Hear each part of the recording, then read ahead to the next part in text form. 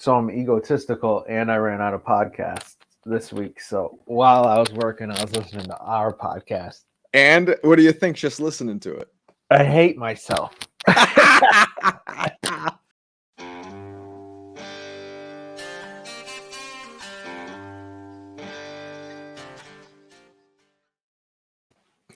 Hey, buddy.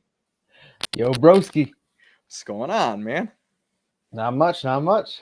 I don't know if you realize this. I think it was either yesterday or the day before. I was looking on my Amazon Prime Music, and I thought, I wonder if they got any of the Josh Ramsey singles on there because his album's coming out.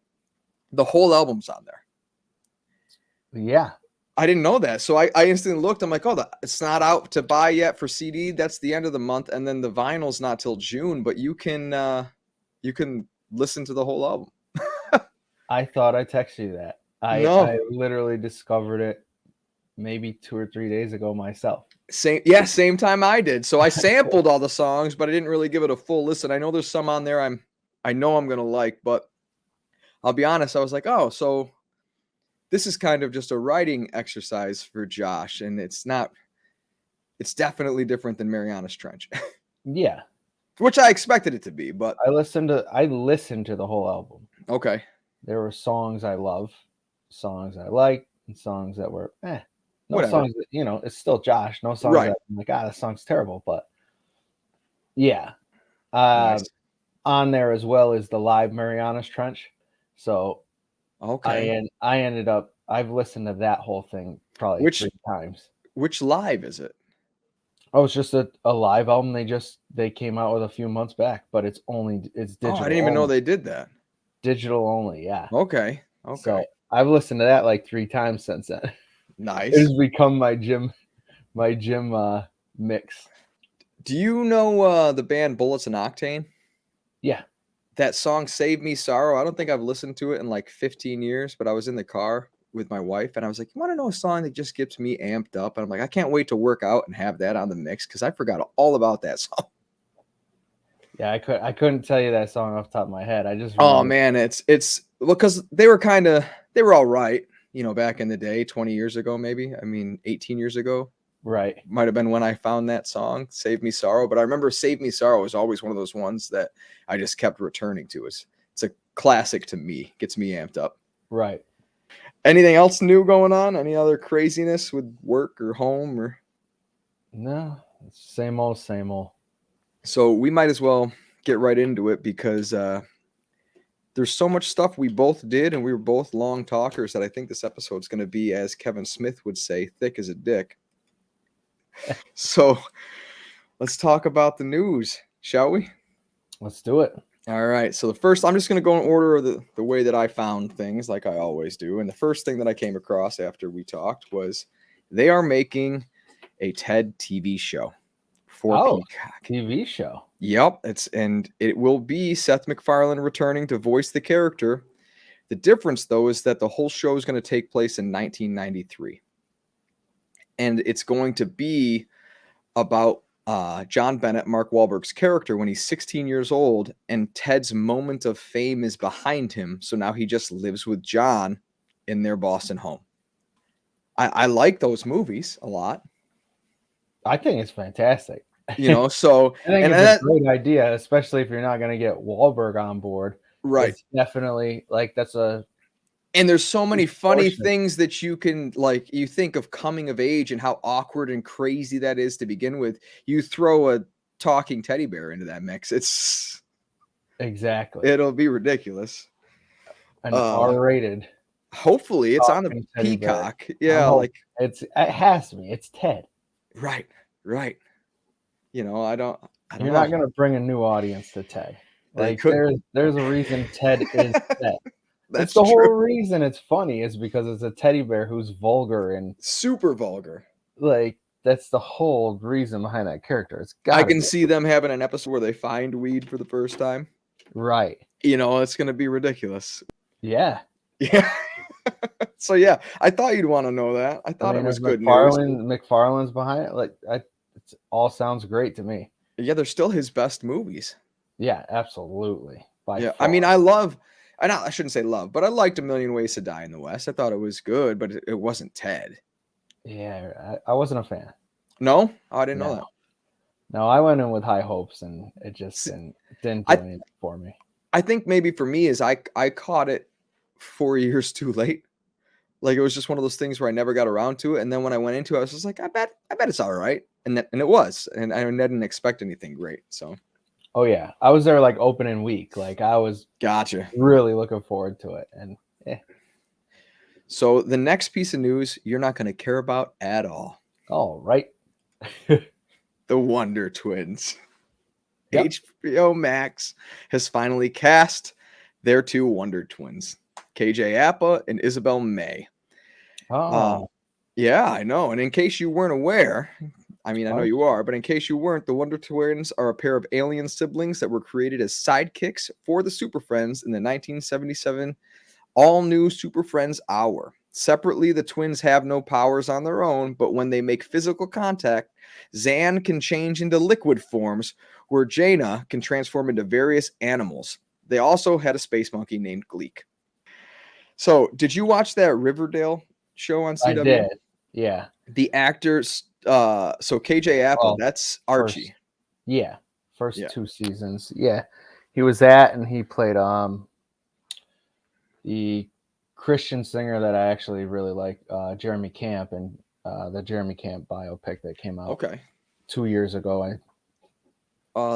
Isabel May, was recently in the prequel to Yellowstone, 1883. I know a lot of people. I mean, I watched the first season of Yellowstone and thought it was absolutely fantastic. I just never, with all the things that come out and you watch, I one of those ones I lost track of, and I keep meaning to get back to, and I keep doing other things.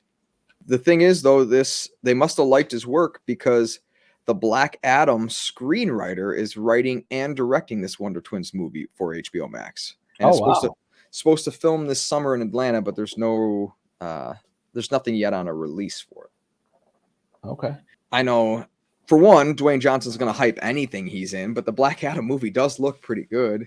Yeah. So maybe there was a tone there that they liked, and they thought they could make it more serious with the Wonder Twin. I don't know.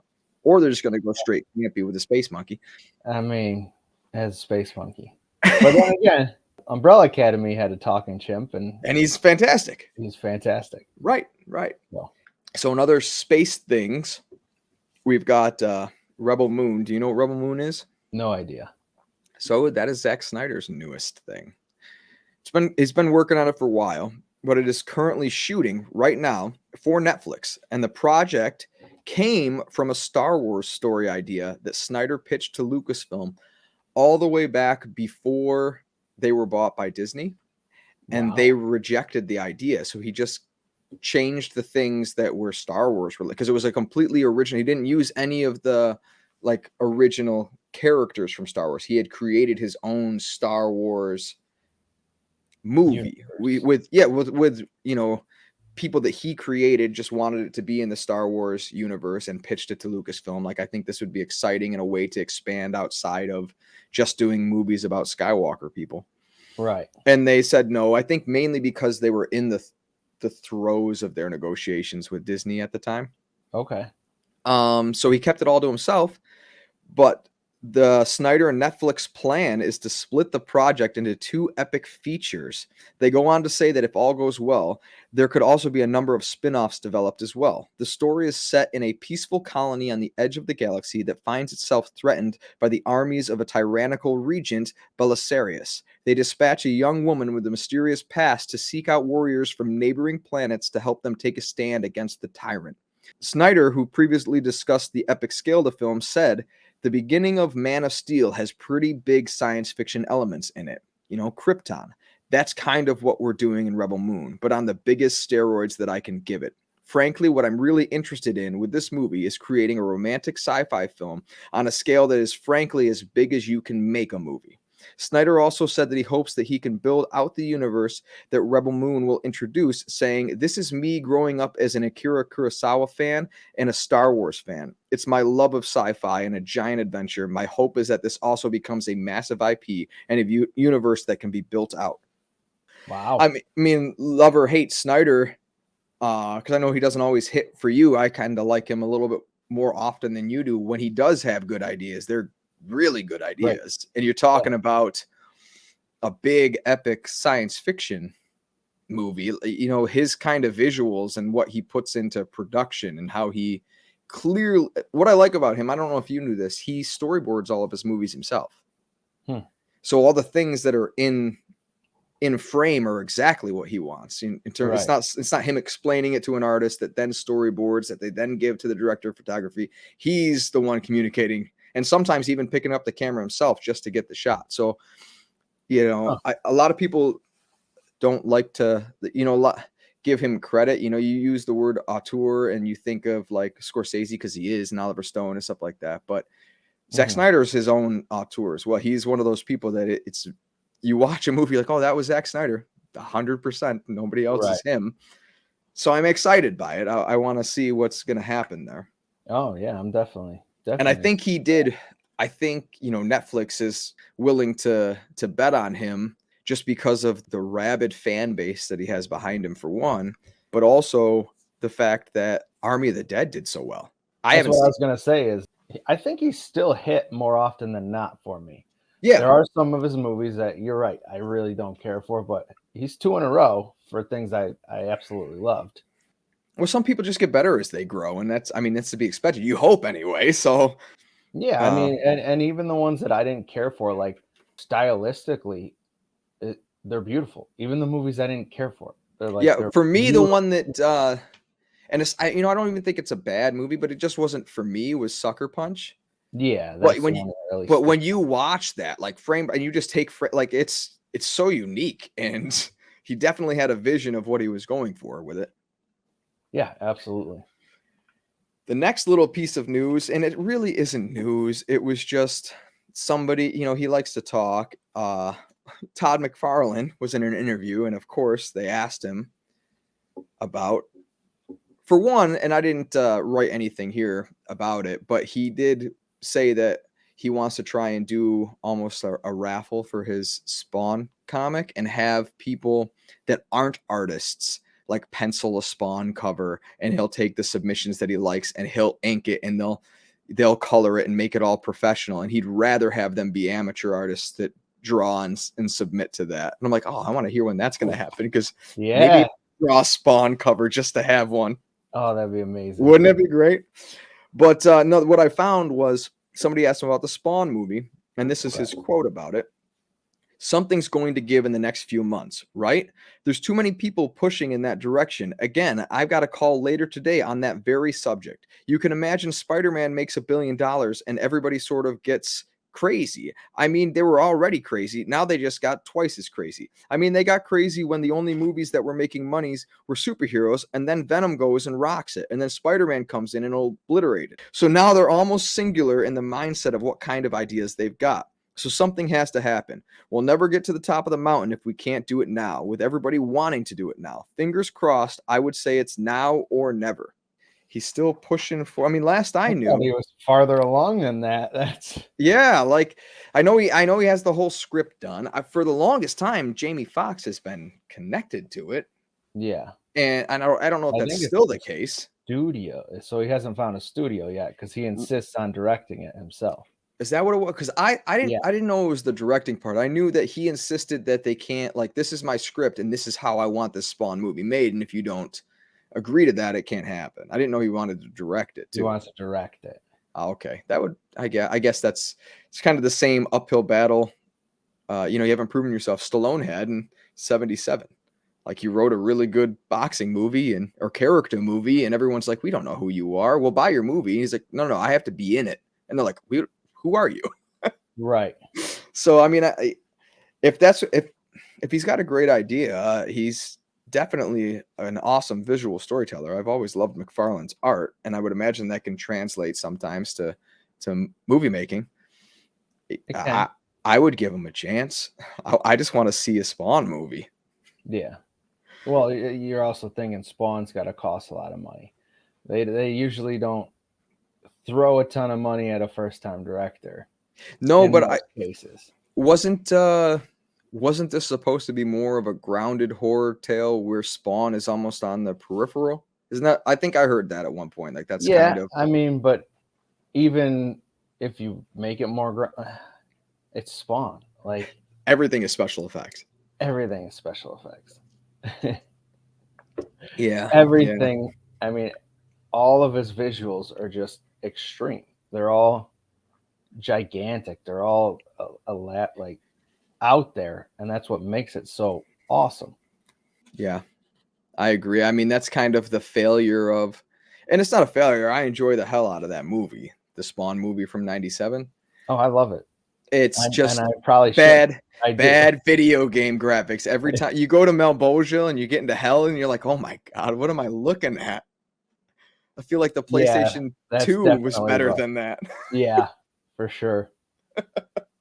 But you're right. That was before they really know what they were doing with those kinds of movies and that level of CGI.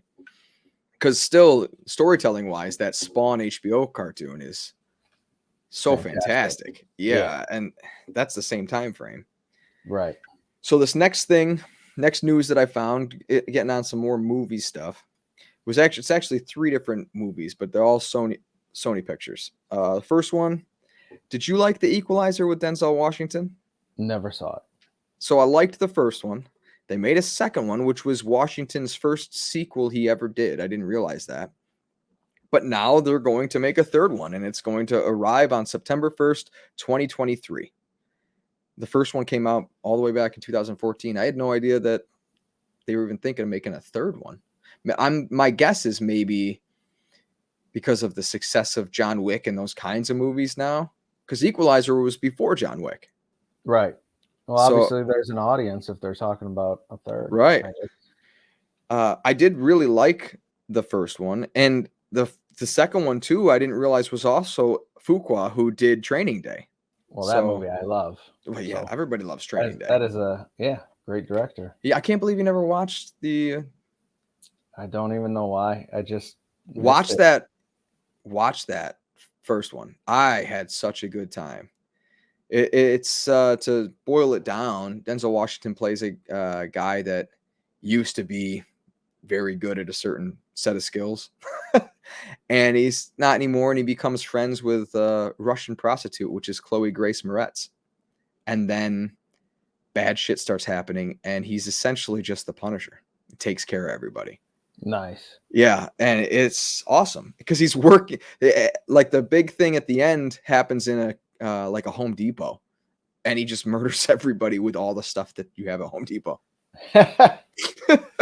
Wow. Yeah, so I mean I'm excited that they're gonna make a third one, which means I have to watch the second one because I enjoyed the first one. Right. The next little piece of news that neither one of us want to hear is that Spider-Man Into the Spider-Verse's sequel, Across the Spider-Verse Part 1, was supposed to come out in October and is now coming out in June of 2023. Oh, wow. That is a pushback. That is a pushback. But what's crazy about that, and I didn't even realize they were making this movie, I must have missed something, is that it's now going to come out a month before the Madam Web movie starring Dakota Johnson comes out. What? Do you know anything about Madam Web? No.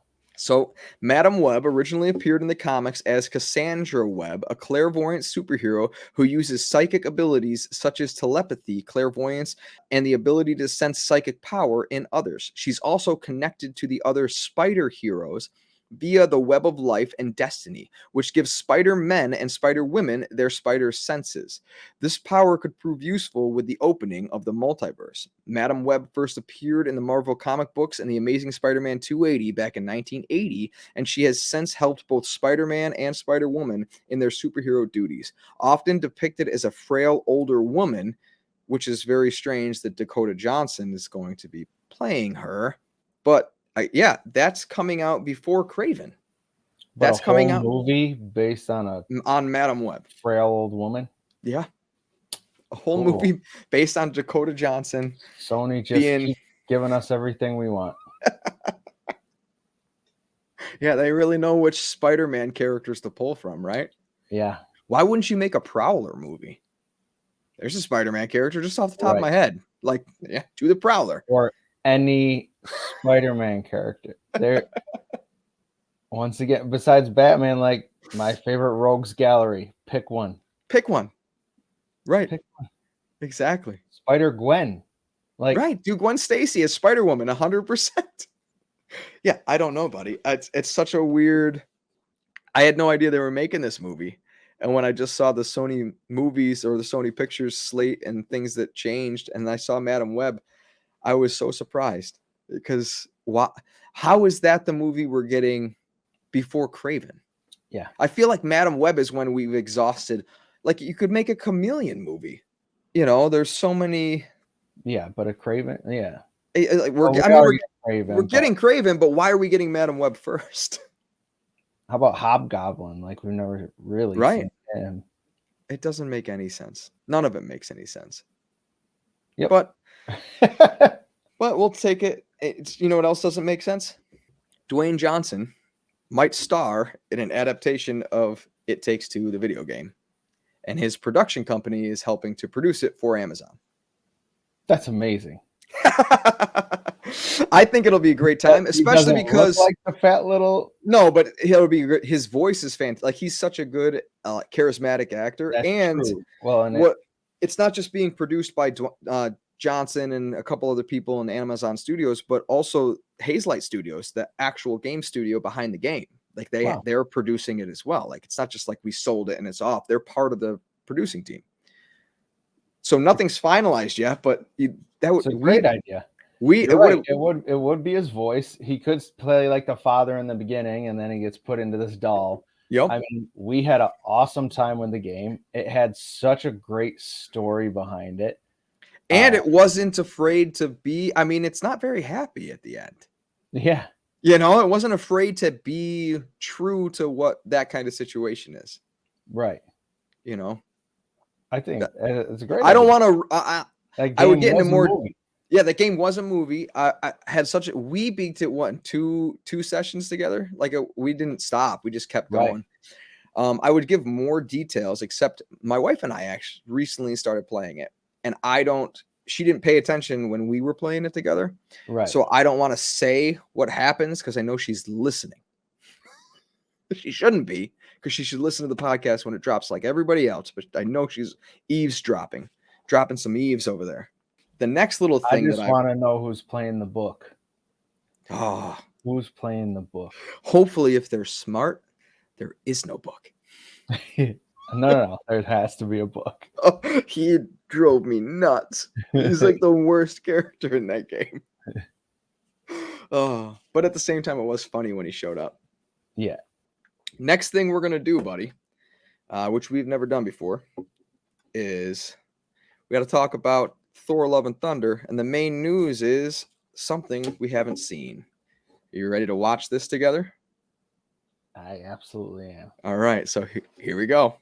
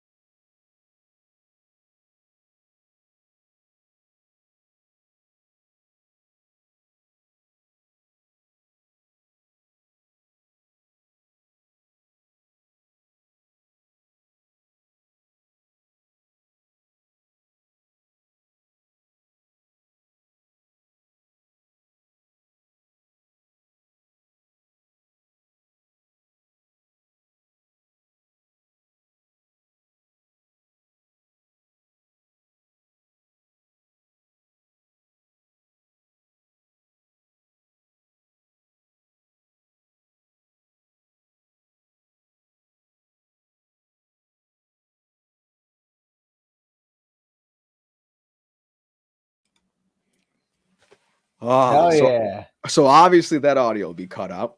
Yeah.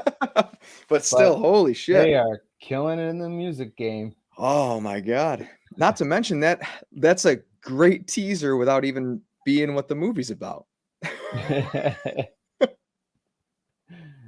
Oh man. I also, just to go along with that, and we can talk some more about it, is I have the synopsis they released the same day that dropped. The film finds Thor on a journey unlike anything he's ever faced, a quest for inner peace, but his retirement is interrupted by a galactic killer known as Gore the God Butcher, who seeks the extinction of the gods. To combat the threat, Thor enlists the help of King Valkyrie, Korg, and ex-girlfriend Jane Foster, who, to Thor's surprise, inexplicably wields his magical hammer Mjolnir as the mighty Thor. Together, they embark upon a harrowing cosmic adventure to uncover the mystery of the God Butcher's vengeance and stop him before it's too late. Sweet. I know. I honestly, I can't. I think I'm more excited for that now that we just watched that than Doctor Strange, even though I'm still super excited for Doctor Strange. Right. But Taika being able to make Thor, I think, is the best thing we have going. Yeah. It feels like it makes me, I'm the same as you. Like, I'm stoked for Doctor Strange, but man, seeing that, the music, like just the 80s Thor, I don't know, everything about it screams. It's everything. Yeah. Like, the Thor Star-Lord interactions in those Avengers movies. Yeah, and Endgame is fantastic. I'm just give me more Korg all the time. Mm-hmm. He's one of my favorite things from the last Thor movie. And he shouldn't be, because that's not how the character is in the comic, but he's perfect. No. He's so perfect. Such a minor character too, but he's one of the main action figure releases for this one. I've noticed on the shelves. He's so minor that I don't know if you know this. Korg was in Dark World. Oh. If you remember in the very beginning where he goes up against the stone monster and he kills it in one hit, if you watch the credits of that movie, they list him as Korg. Oh wow. And they were like, and Taika was like, no, that can't be. But yeah, the aesthetic of these, they feel maybe not as serious, but they feel like what Jack Kirby was going for when he designed the whole cosmic area of Thor and the Silver Surfer, like all that stuff that Jack Kirby touched. It feels fun. Exactly. And it feels so out there, and you accept it all. One of those shots, I'm not sure, did you read Jason Aaron's run with Gore the God Butcher? No. I did. It's fantastic. I mean, one of the best runs of a character that I like Thor, but I was never one to pick up like his complete runs of things. I read the graphic novels for Jason Aaron's run, and probably one of the best, consistently awesome storytelling in the last decade, I would think, comic book wise, was Jason Aaron's run on Thor. He just understood what he was doing, and he went to such a place that you weren't expecting, and that all had to do with Jane Foster. And do you know anything about her becoming the mighty Thor? Yeah, I do. Okay.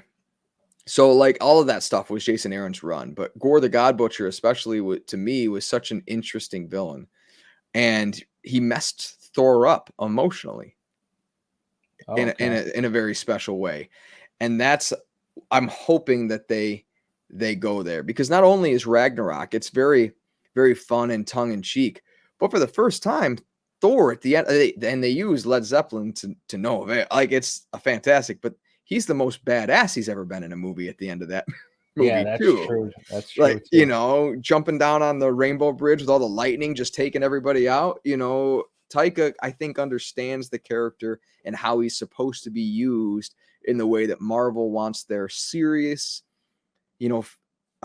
emotional storytelling, but also that everything's supposed to kind of be fun. This is supposed to be a joyful thing that we do.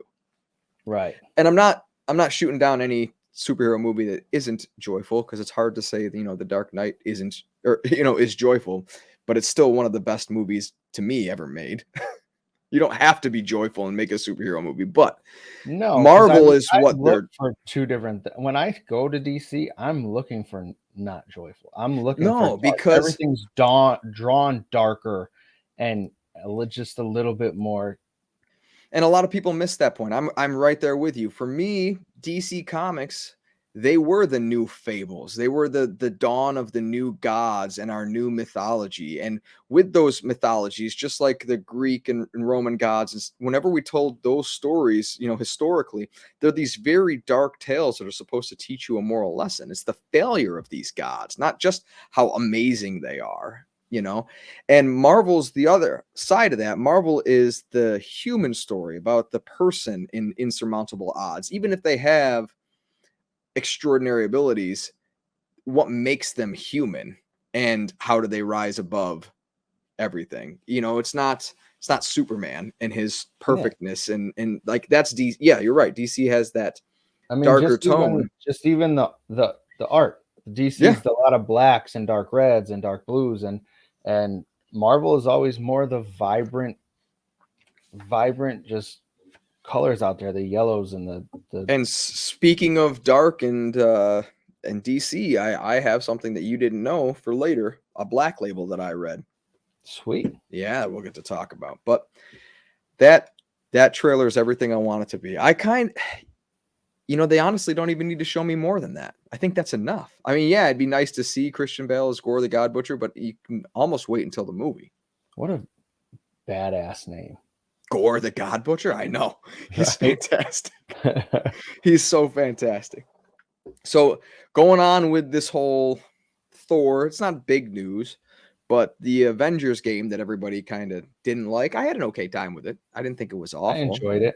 Their next character release is Jane Foster's Mighty Thor. That'll be the next character for that game. That's going to have, and it's the first character release since Spider-Man back in November of last year. That was only a PlayStation exclusive. Jane will be for all the consoles, though. I haven't played it since they released any new characters. I played it all through before any came out. Me too. So me too. I'd like to pop that back in. And it's one of those two that we've always wanted to play together. We've never done, you and I just went straight through the solo campaign. We never even sat down and did just the random missions you can do with people online. Right. So we talked about DC, and I remember talking to you on the phone earlier, and I was like, man, I have this new, should we talk about it? You're like, you bet we should. So why don't we talk about it? I'll just say what I have. That's the official news of it, and then you can tell me how you feel. The Flash actor, Ezra Miller, has reportedly been arrested again in Hawaii following a number of legal incidents in the last couple weeks. Miller was arrested by police on Hawaii Island on Tuesday morning. Miller was arrested due to a complaint of second-degree assault. The Hawaii Police Department confirmed the report, including details of Miller's arrest. At 1 a.m., Miller had caused tension after being asked to leave a get-together at a private residence. It led to the actor throwing a chair that hit a 26-year-old woman in the forehead, leaving an approximate half-inch cut. So yeah. What's going on with this kid? Well, I feel like we have seen this a few times in the past. It's not going to spin back in any good way, DC. Like, this is not going to spin back in your favor. No. And it sounds like they have such a good movie with this Flash movie. Now what are they supposed to do? Right. To me, you know what I think they do? And I don't necessarily want it to happen, but maybe it's an HboMax. Right.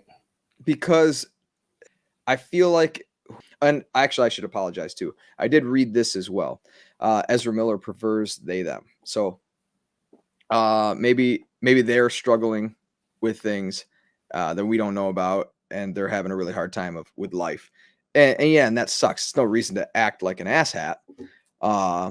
But with the fact that they keep going down this road, DC, I feel like people are going to boycott that Flash movie, even though you get the return of Michael Keaton and the last Affleck Batman. Yep. No, obviously something going on with him. That's deeper, but yeah. I'm wondering if, because they've struggled with drug addiction before. That's public knowledge. I had read that in looking up this news. So, and that, if that's the case, if that's anything to do with that, more so going forward, that's a disease, that's an addiction, it's a hard thing. Again, it doesn't give you the right to treat others poorly, but it doesn't mean they should probably get some help. It's just so bad for DC. I don't know what, especially now that DC's decided the movie comes out next year. The fact they moved it from their slate. If I were them, wouldn't you just want to keep its original release in November, just get it out and out of the way? I don't know. I'd probably be pushing it too. You think you'd push it even further back? Mm-hmm. Oh, yeah, maybe get some distance from the news. Yeah. Yeah, that's probably a smarter idea. I know that there's no reports of the set for The Flash being bad, because Affleck said he had the best time, and it's one of the most beautiful things that he filmed. He had such a good time being there. How long was Affleck on set? 2 weeks, 2.5 weeks. Okay. I would imagine. I already disagree, and I haven't even seen the movie, because Affleck and Jay and Bob reboot is one of the most beautiful things he's ever done. True, but that was one day, and he had the best time for one day. Being on the set for 2 weeks. No, I'm just saying, beautiful thing he's ever done. Oh, yeah. Well, no, I think he meant like the feeling of it, the feeling of being Batman. It was the first time. He said it was the first time where he actually understood the character. He knew what he wanted for the character. He felt like it was his character, and it felt beautiful. Like he finally, like, even though it's his last hurrah, he felt like, I finally got this. I know what I'm doing. So yeah, I mean, that gets me super excited, because it's all about Affleck and support of that guy. Like we talked about before, Miller's scene in Zack Snyder's Justice League, like he's great in that movie. The edit of that movie that way, like, he actually has substance, because he rubbed me the wrong way, the 2017 version. Yeah, absolutely. So yeah, it's just such a shame that Warner Brothers is having a hard time too, because they just had Fantastic Beasts come out this past weekend, and he's part of that series as well. Oh, no kidding. Yeah, he's in those movies. Oh God. Right. So not only it's ruining this giant tentpole DC superhero movie, it's a movie that's in theaters right now. Warner Brothers doubled down on him. Oh yeah, boy. Big time. I will say he's fantastic in Perks of Being a Wallflower. Have you seen that movie? Yep, I did. I thought he was great. I mean, he's not the main character by any stretch of the imagination. His side character is great. The acting in that is good. I had a good time. I shouldn't say good time. It's a very heavy movie. It is. But let's move on. Let's move on to something that excited me, but also pissed me off. All right. Exactly, buddy. But you know what about Ghostbusters? What? Ghostbusters VR. Oh. But it was announced at the end of and I can't even say this. I hate Facebook, but they're not Facebook anymore. The Meta Quest Gaming Showcase 2022. Meta announced that a new VR game set in the Ghostbusters universe is currently in development. Set in San Francisco, Ghostbusters VR has players running their own ghost-busting business as they unravel paranormal mysteries. According to the press release, the upcoming title will serve as a new chapter in the Ghostbusters universe and not be based on previous adaptations of the IP. While you can fight off supernatural enemies yourself, Ghostbusters VR will also provide you the option to team up with friends, with up to 3 players joining you to venture through the game's campaign and save San Francisco from ghosts. So this is a perfect VR game for you and I hate everything that has to do with Meta. Like, I don't want to buy one of the fact that I think they're going back on. I did believe I read a report, but when they initially bought the Oculus and brought it into their ecosystem, then they changed it that you had to use your Facebook to log in, and that if you deleted your Facebook, your Oculus wouldn't work, and it was all just connected, so like you just couldn't use an email address. But I think they've had so much pushback on that starting in like 2024 or maybe next year, they're going to change that back, because people are very, very angry. I do know that you've played the Quest 2 or the Quest 1, and you have good things to say about it, right? I own one. Oh, you got one? I didn't even know that, buddy. Yeah. Oh, Yeah, I have wow. I have the newest one. You have a Quest 2? So this is right up your alley then. Yep. You're gonna instantly buy this game. I've had one for 5 months. You didn't know because I've literally never even purchased a game or installed one yet. Oh, wow. That would make sense. I played the Darth Vader game On the first Quest. on somebody else's Quest. Yeah, first Quest, and I love that. I am gonna buy that. Well, I'm That waiting game is because gorgeous. PSVR 2 comes out next year. Right. And that's going to have, I think, already announced the highest fidelity in terms of its resolution per eye than any of the VR headsets that are out there. What about cords and all that? It'll have one very long USB-C cord because it has to use the power of the PlayStation to run it. See, that's what I hated.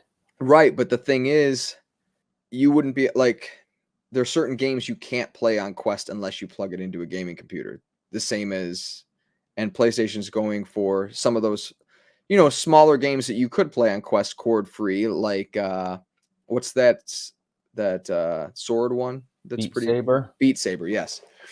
So that is a great one for Quest, and even Vader Immortal can run that. The Quest can support it, but certain games chapters. It's in 5 chapters. But even still, graphically and the way that how not just how large the game is, but also because of the processing power. The Quest actually has, I believe, the same processor that's in my phone.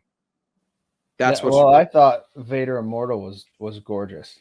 Was it? Quite honestly, if I'm putting a VR headset on, I'm not looking for anything bigger, longer, extended gameplay. Like, you only want to play for like an hour. Exactly. In and out.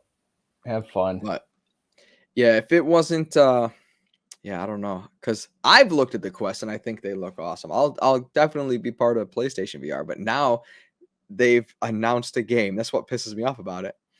That I know is for you and I. They finally made one that's made for you and I. We can play a whole campaign together in VR. Yeah. That is the best thing I've ever heard. Sounds amazing. Right. So, yeah, that's why I said it's great news and also makes me angry. And we've got other news that I'm sure you have things to say about. And that is our good friends Hasbro. Back in 2019, they had announced that they were looking to start going plastic-free starting in 2020. And it looks, now that we're into 2022, I think their goal is by the end of this year, they might be fully plastic-free. And their statement is, removing plastic from our packaging is the latest advancement in more than a decade-long journey to create a more sustainable future for our business and our world. We have an experienced cross-functional team in place to manage the complexity of this undertaking, and will look to actively engage employees, customers, and partners as we continue to innovate and drive progress as a leader in sustainability. Reimagining and redesigning packaging across our brand portfolio is a complex undertaking, but we believe it's important and our teams are up for the challenge. We know customers share our commitment to protecting the environment, and we want families to feel good knowing that our packaging will be virtually plastic-free and our products can be easily recycled through our toy recycling program with TerraCycle. So then I wanted to know what TerraCycle was. Hasbro's toy recycling program enables customers to send well-loved Hasbro's toys and games to TerraCycle, a global leader in product recycling, who will recycle them into materials that can be used in construction of play spaces, flower pots, park benches, and other innovative uses.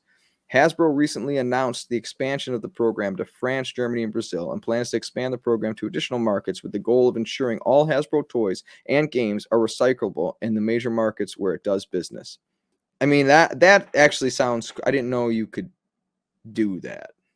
Like, like maybe you have Hasbro children's toys you don't need anymore. You can send them to TerraCycle and they take that plastic and reuse it for uses as opposed to it just becoming waste. I mean, that's pretty cool. But I know us as fig collectors and hunters and displayers of such, we both have different opinions about, not different from each other, but what this means for us, in terms of going into the store and not understanding the product that you might be buying. They've shown already what Marvel Legends is going to look like going forward, and they're completely enclosed cardboard.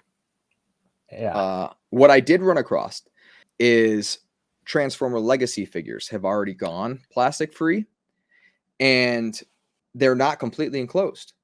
The figure is still secured into the cardboard box, but at the very top of the box, they have a window about this big, and you can, like, if you wanted to, you could reach in and move the figure's head and stuff, but you can see into the figure and see the figure. You won't see the whole sculpt of the figure.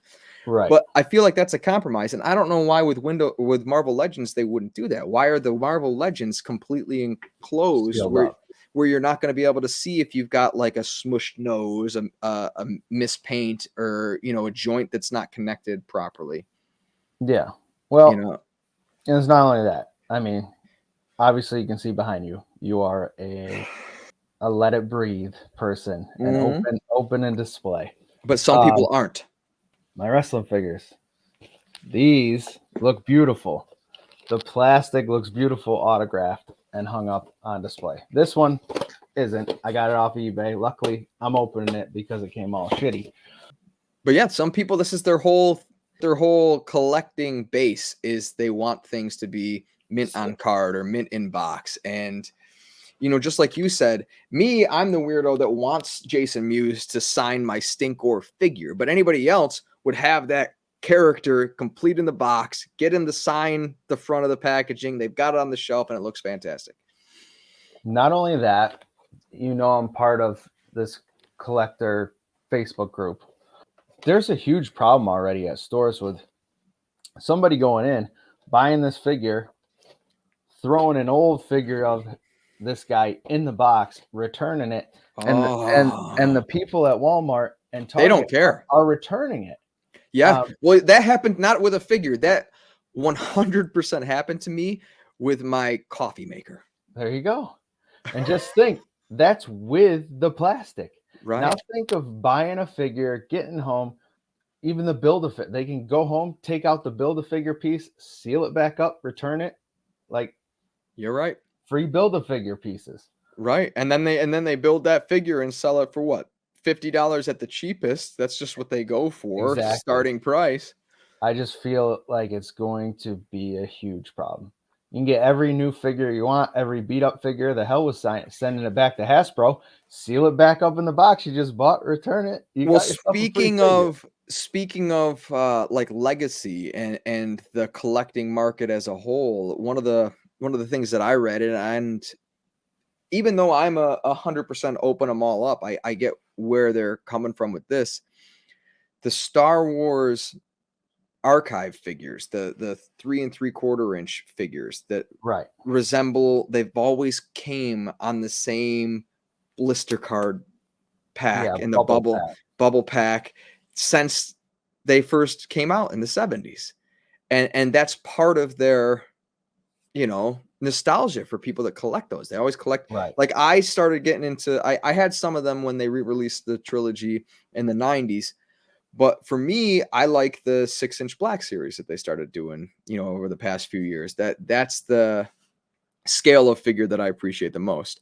But somebody that's been doing this for years and years, and they want that to all have the nice uniform, all in their kit, you've just ruined everything for them. Yep. Because you've now changed, you haven't just changed packaging you've actually changed the product line. Because for some people, that is the product, not to be opened, but on that bubble card. It's absolutely. So, yeah, I have pre-ordered already some of these. Luckily, it's from an online outlet, so I'm not concerned that they're going to be tampered with. But yeah, in stores, you're right. I might be a person now that is going to open the figure in the store before I go to the checkout line, just to make sure I'm getting what is supposed to be in that box. Yeah, and to hell with mint on card anymore. Like, big deal. You got a display box. Right. Well, you don't know what's in there. Yeah. It takes away from the collector game for sure. I wonder if they were doing that on purpose, if that's what they had in mind. This next little bit of news, I don't know how I feel about it. I mean, sure, cool. But they are making a Dungeons and Dragons movie. I'm not sure if you knew this. Again? Yes, again, not we'll pretend like that other one never happened. It was Marlon Wayans was in it in like 2001. Yeah, we'll pretend like that didn't exist. But it finally got a subtitle. It's called Dungeons and Dragons: Honor Among Thieves. The synopsis revealed last May described a group of misfits who get together to strike it rich, only to be betrayed by one of their own. Currently, the unnamed protagonist is going to be played by Chris Pine. And this is a brief, not really a new synopsis, but with this Honor Among Thieves subtitle, they said Chris Pine is a thief looking to rob a con man who stole all of their loot. Pine's character will gather a party consisting of a barbarian, a wizard, and a druid, and then venture forth to foil the con man who now presides as the Lord of Neverwinter. Joining Chris Pine will be Michelle Rodriguez, Justice Smith, and you'll also have Hugh Grant as the main bad guy. So they have some talent, like Chris Pine. I think he's phenomenal. You know, he has the ability, you know, Hell and High Water was an absolutely fantastic movie. Both him and Ben Foster knocked that movie out of the park. So yeah, and he's he's familiar with genre pieces, let's say. Oh, there you go. Yes, he's not a stranger. He's not a stranger. Right, there you go. Yeah. And the other thing too is that I'm not saying that every movie hits, but it seems like Chris Pine like reads his scripts. He's not just doing movies for a paycheck. Like he thinks he thinks it's going to be decent. I don't know why he did Wonder Woman 1984. It might have just been contractually obligated, but for the most part, he reads his scripts. Yeah, I'll definitely check it out, mainly because of him. And I like fantasy tales, and you and I have expressed interest in seeing what it would be like to play Dungeons and Dragons together. Yeah, we'll see. Trust me, I'd have to do all of the work. I know that much. No, I mean for the movie. I'll wait on a trailer for that one. Gotcha. The last little bit of news before we get to talking about the things we've experienced over the last week is we talked recently about the new PlayStation Plus and all of that. It actually has a date that'll affect us.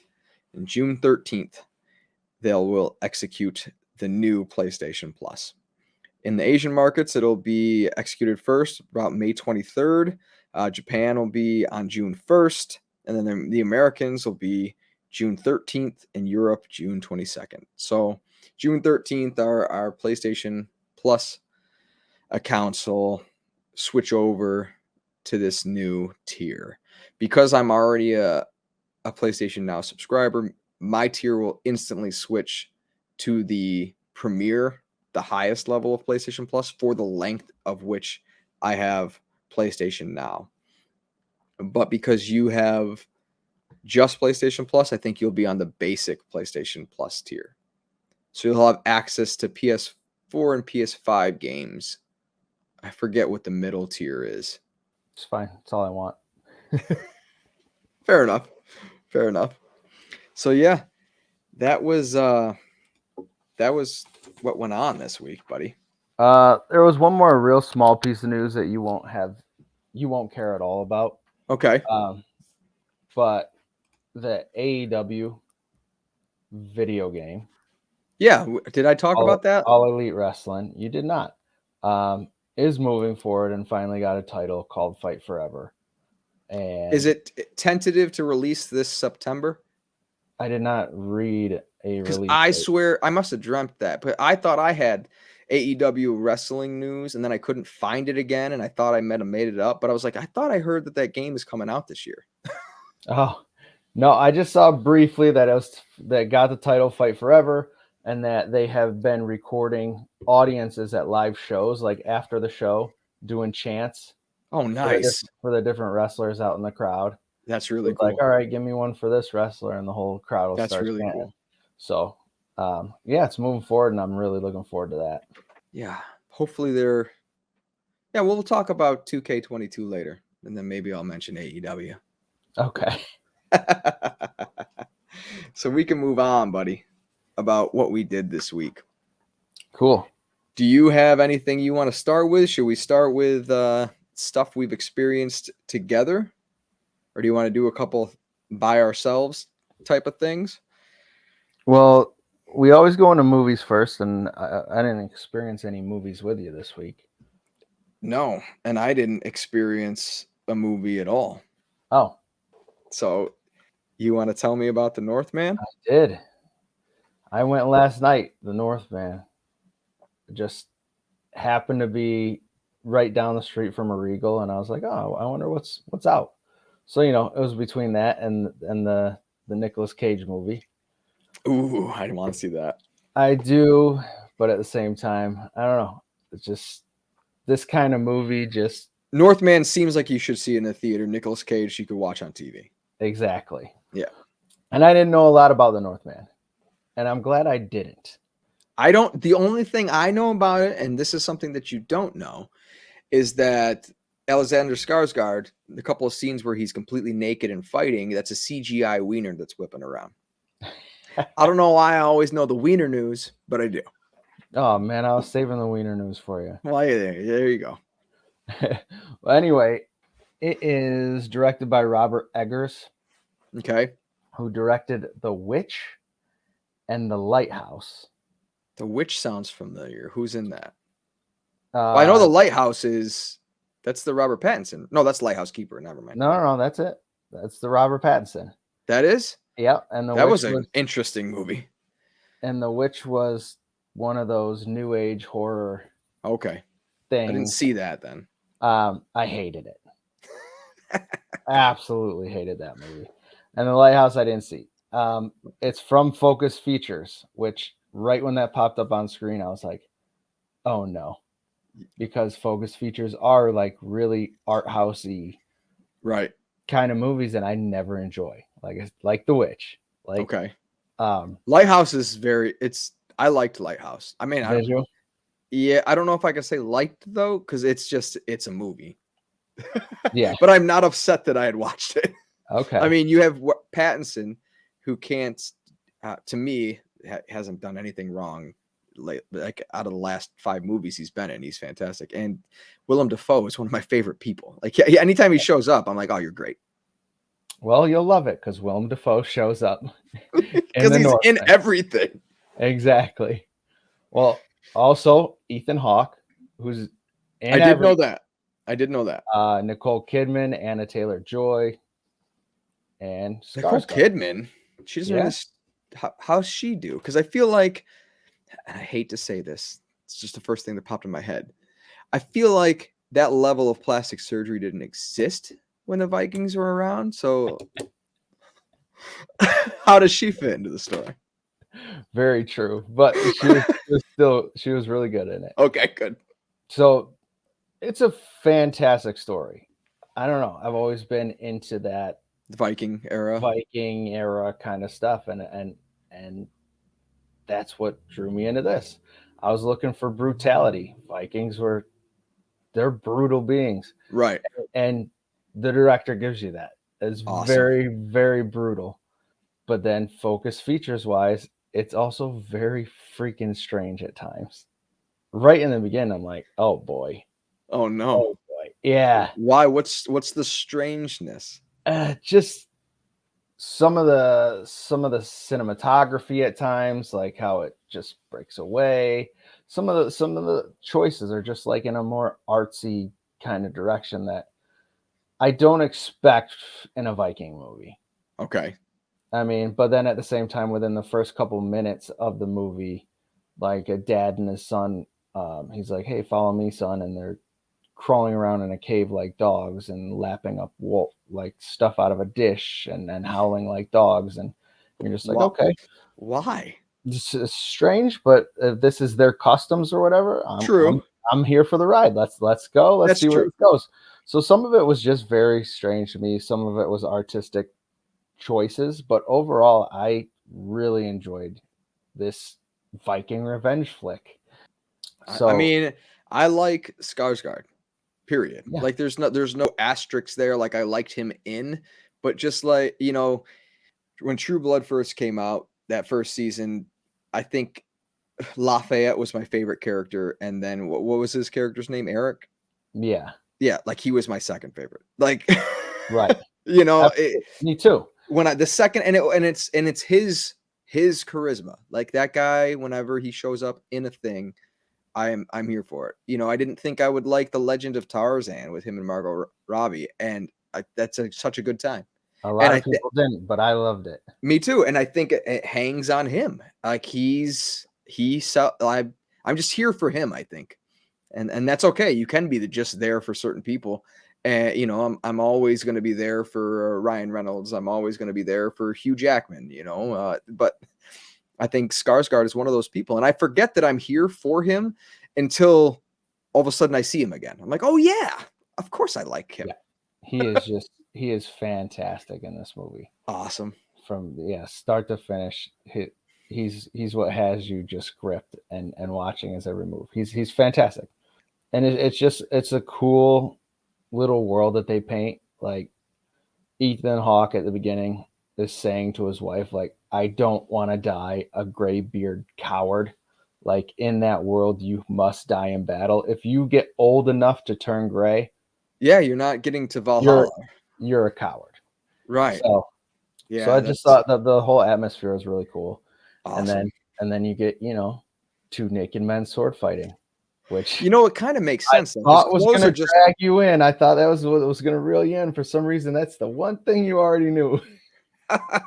You didn't have to sell me on that. That's what I look for in movies. I'm like, how much penis time do we have in each movie? It decides what I'm going to see that week. It really isn't, though. It's more like Deadpool, where it's there but not really there. It's not really like there. It's silhouette. It's a lot of smoke. It's not like there in your face. Like, can I tell you my favorite penis on cinema? And I might have told you this before, but it's my absolute favorite. And anytime I'm watching this movie, and I watched it maybe like 3 months ago, maybe 5 months ago with my wife, and I think for 5 minutes straight, I just kept rewinding and playing it, and I can't look away. I think it's fantastic. It's in Pop Star Never Stop, Never Stopping. When the guy presses his stick against that window and he hits the down button on the window, and the way that it stutters because it's stuck to the window as the window goes down has me rolling on the floor. And then when he hangs it over the window to get signed and he doesn't realize until he looks at it, I cannot stop watching that scene. I always, like, anytime, I just have to keep rewinding, and I'm just so tickled by it. It's my favorite penis that's ever been in a movie. Well, then you should definitely watch Jackass Forever. Is it just penis everywhere? It's penis galore.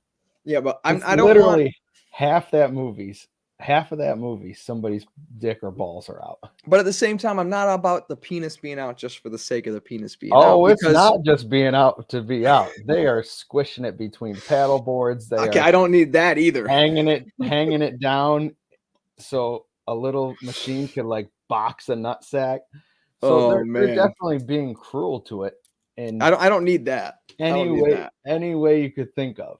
No, I'm all for the punchline when it's just reserved for the right space. And that movie, Pop Star, not to be on a tangent, but Pop Star Never Stop, Never Stopping is one of those movies that I didn't think I was going to like as much as I did, and all those jokes land for me. Oh, me too. That is definitely something I should revisit, actually, because I just went to the theater one day because I think my brother wanted to go. I was like, I'm doing nothing, and fully enjoyed that movie. Yeah, but we're talking the Northman. Yeah, and Skarsgård. I can't wait to see his digitally enhanced penis. Which, honestly, they didn't say it was digitally enhanced. They just said that it was CGI used in the movie to represent it, but they had done a full body scan of Skarsgård. So it sounds like maybe they were, because of the fight choreography, wearing like jock straps to hold everything in, and then CGI'd their actual penises back into the movie.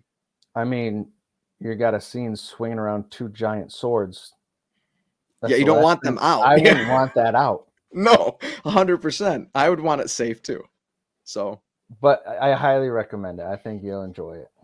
Let me jump in real quick, and this has nothing to do with movies because we're done with movies for the week. But I tried to play a video game. Yeah. Did you play it at all? I did. Okay, so why don't you tell me the good things about this game? I'm a wrestling fan, so I enjoyed creating my wrestler. Uh-huh. Right. I didn't get too much further after that. I started story mode. Okay. But you And didn't go that much further than that? I think I did 3 or 4 matches, I want to say. Okay. Did you do the tutorial where it teaches you the new moves? Yes. Yeah. So I put it in, was ready for that to be my next game after a game that I'm also going to talk about. And I did the tutorial and I was like, okay, I see where they're going. It's I liked the move base of 2020, but 2022, I was like, okay, I think I can try and, because part of your brain still wants to remember the way you did play the game. So certain things are going to be interesting for me. Right. And this was on a day, my wife's had this entire week off because of spring break, but she had to go get her oil changed and went grocery shopping. So I had my son in my lap. And sometimes, if you're trying to do a task that you might have spent an hour and a half on, it'll take you 2.5 hours. And I decided to play this. It took me 2.5 hours to get as far as I'm about to tell you that I got, because I was also holding my son. So probably only about an hour and a half worth of time, but that's enough, because after doing the tutorial, I got right in there with story mode and I spent all this time creating my character, and I made his ring outfit look exactly what I wanted it to be, all his tattoos, thought everything was amazing. And when you're doing the arms, because you can do each arm individually, like you populate an arm with the arm hair that you like. So the left arm has the arm hair that you like. Right. Then you go to the right arm, it has a button that says copy, and you hit the button that says copy, and now the right arm instantly has the same hair that the left arm has. Yes. So I create my entire character, and then I need to make my entrance outfit. So I click the entrance outfit and there's a button that says copy. So I hit it and I'm like, oh, but then it goes back to the screen where the two characters are there. I'm like, oh, they want me to tell you where to copy it from, right? So I then clicked my ring outfit and it completely erased everything that I spent the last hour and a half doing. And right back down to the default, to the point where I almost threw the controller. I said, fuck this game. I'm not playing this game ever again. I hate this game. You don't deserve to be in my PlayStation. And I was angry. I mean, I just stood up, instantly took it out, put it in its case. It's not, and I will play it. It's not a disservice to the game, but I was so angry at that. I guess, and maybe it's my fault, but I had copied so many things from like left arm to right arm and this during that whole character creation process, that when that happened to me, I was so pissed that it did not work the exact way I thought it should. So, no lie, it is not you, because I did the same exact thing. So this is a warning to anybody that plays this fucking game. I had to create my character twice. Oh, so yeah, it didn't. So angry. Because I actually really liked my guy. Everything. Like I had stickers on short. Like I did everything to what his appearance should be. And then I was like, I'm doing the ring first because then my entrance getup I'll add on top of. Exactly. And oh my God, I was so livid. I can't even explain to you. I haven't been that mad at a video game in a long time. And I play really hard video games sometimes, but that pissed me off. Mainly because I was excited. This was Wednesday, and I was excited that I had enough time, especially with a game like that, that I could get a couple hours of playing matches and into the story and have something legitimate to say about it. Right. And instead, it shit all over me. The only other thing, and this is a minor gripe, but I don't know if you noticed it. Was it bothering you at all when you were doing the character creation stuff that you had to wait for things to pop up? We have brand new systems that run on these super fast SSDs where I don't even have a load time in Miles Morales, and I have to wait for the hair to pop in. Yeah. I was like, what the hell's going on? What they must not have optimized it for the PS5, because I know the game also came out on PS4 and Xbox One. And right. So yeah, it was really annoying to me. I'm like, this feels last gen still, which, I'm okay with. But even the visuals, as I was watching it, they're shinier than 2020, but it didn't strike me as anything that a PS4 couldn't do. Well, it's probably because they started on it for it The was supposed PS4. to be it was supposed to be 2K21. Well, no, it was never supposed to be 2K21 because with the failure of 2K20, they said we're going to take a year off, and that's why they made that Battlegrounds game in lieu of, so they could have time for 2K22.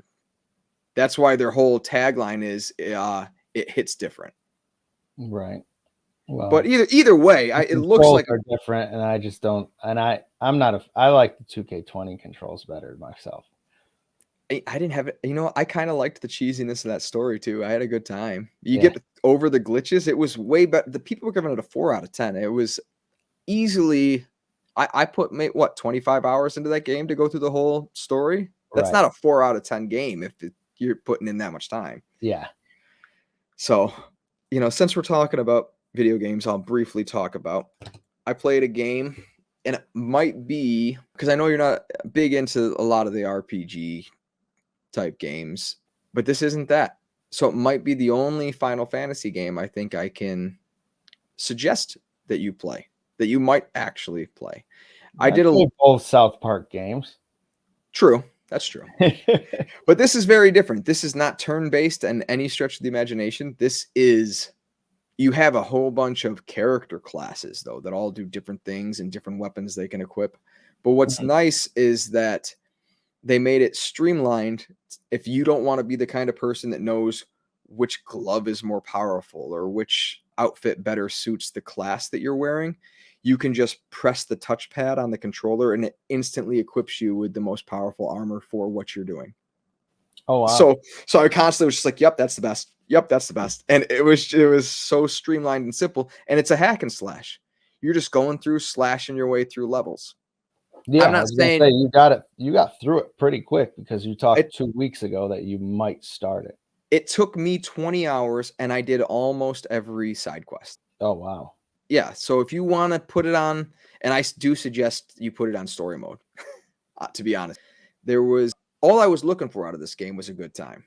So I didn't need it to try and test how adept I am at learning combinations and paying attention to the way this boss moves and how to parry at the exact right moment to then use this one thing that'll work one time. I wasn't interested in that. That's not the mood that I was in. So I played this game on story mode, and I'm glad that I did because there's even a casual mode beyond story mode.